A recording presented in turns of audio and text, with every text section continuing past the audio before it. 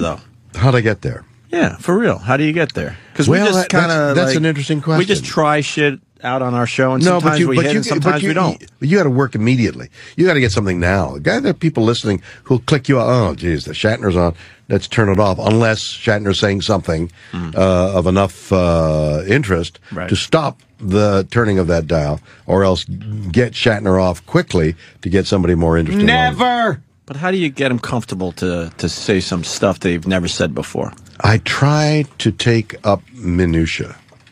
I try to take up, I would talk, for example, if I were going to do you now, I would talk more about the girl. Right. How hurt you must have been. But what were you doing under the covers? Cheating. With this Right. And why did you want to cheat? And what is cheating? And not make you feel guilty, but I mean, I wasn't caught under the blankets in my day. Yes. But we're all guilty of bad behavior of one kind or another over a lifetime.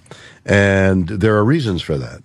And you were constantly leaving heartbroken women all over the galaxy, Bill. But what about you, and why did you do that? Yeah, thank you for bringing it back to Anthony, because he can't even look you in the eye anymore. That's right. And did it seem appropriate, or were you doing it to dirty the sheets? It was pure lust, to tell you the truth. It was a very lustful thing. The relationship itself, I think, during the summer had kind of run its course. And, why? And it was lust.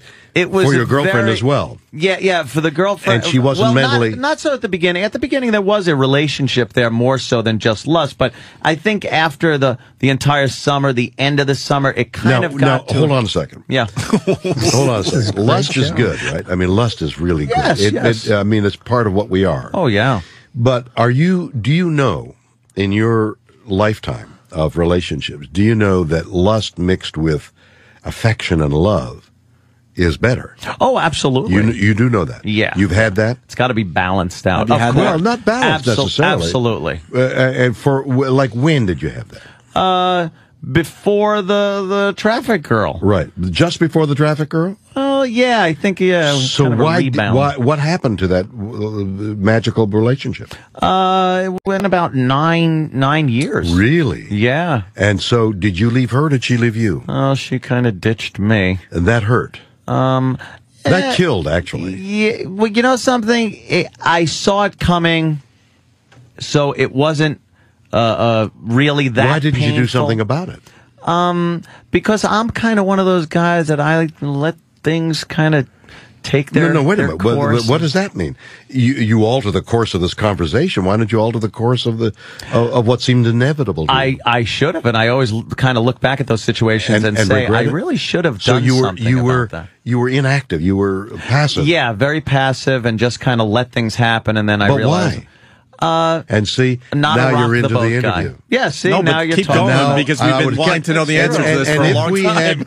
If this were of interest you're to filming, you could edit, and right, and we'd be in the course of the fact that you did a 9-year relationship, and since then you've had a series of lustful, interesting, but not fulfilling relationships, and in a way, your action in your own house was to stop the relationship you were having. Very good, yes. So that would be my guess, and we'd go on from there. And I don't know whether he blew it up. Huh? He blew it up. I blew it up. Exactly. Yeah, he blew up that relationship. That's exactly right. That was the way to get out of it. Because I've been with Ann a long time. He doesn't like to confront things. No. Not a big fan of confronting things. I think humans in general aren't, but Ann certainly isn't. So he goes for I'll just blow this shit up. It's easier not to, and I'm guilty of that myself. I think we all are. Yeah, I'm kind of a Captain Christopher Pike in the chair guy. Yes or no? You're good, though. You're good. That was good. See, so I would have gone further and faster.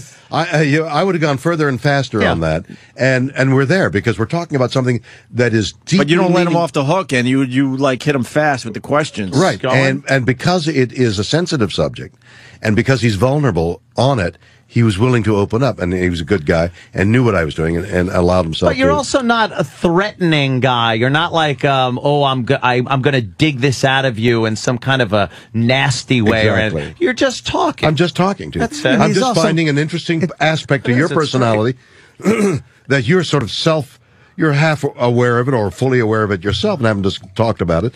So you're not reluctant to tell me. Yeah, but it's Captain Kirk. That has something to do with it, too. William Shatner. William Shatner That's not Captain Kirk. is That's actually giving you therapy. Actually, which is your I was imagining your dream. I was being interrogated by T.J. Hooker, so Jesus. shut up. I can't stand it. Let's not forget about T.J. Hooker, Bob. What's wrong with you? Of course. The Meatloaf interview. That was He's a weird guy, one. Bill. Because he He's is a a guy that strange No, can. he's not.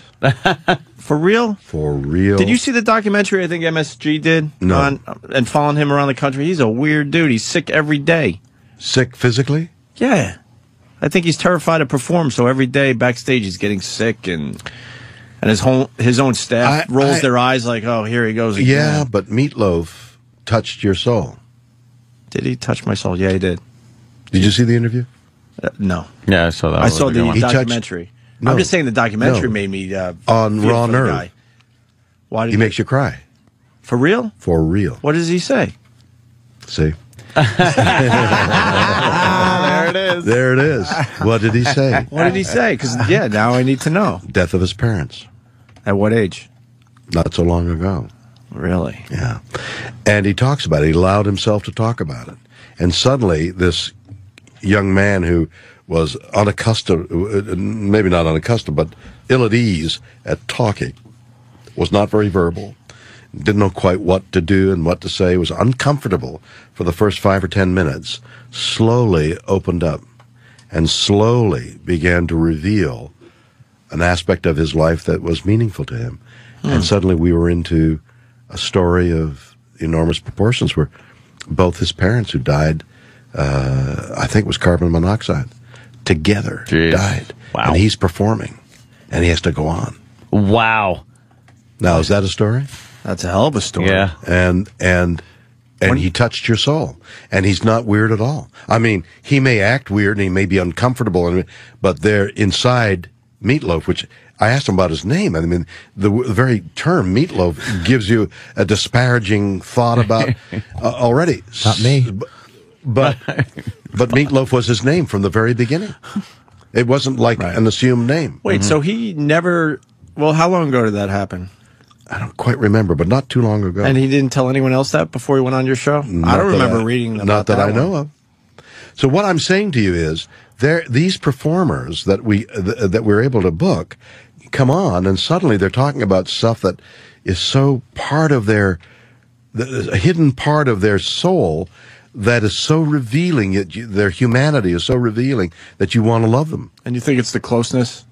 Physically, how close you guys I are? think that's an aspect to it. It is And there's no part of question it. about the genuineness of my interest. I wish you were sitting 18 inches away from Anthony. You would have had him crying. That's what it is. It was would the have had him pizza, crying. but the pizza last night would. It is true. It is the intimacy, the closeness, and you genuinely seem interested in what they're talking about. If we were not on the air, if we were either somewhere else or on my show or having a drink together in your house watching Monday Night Football, there you perhaps, go. I would have followed that conversation. Knock on your door. I would have followed that conversation until you wanted to stop. Yeah, and we would have discovered more about what lust is and where it is and how does it feel. And yeah.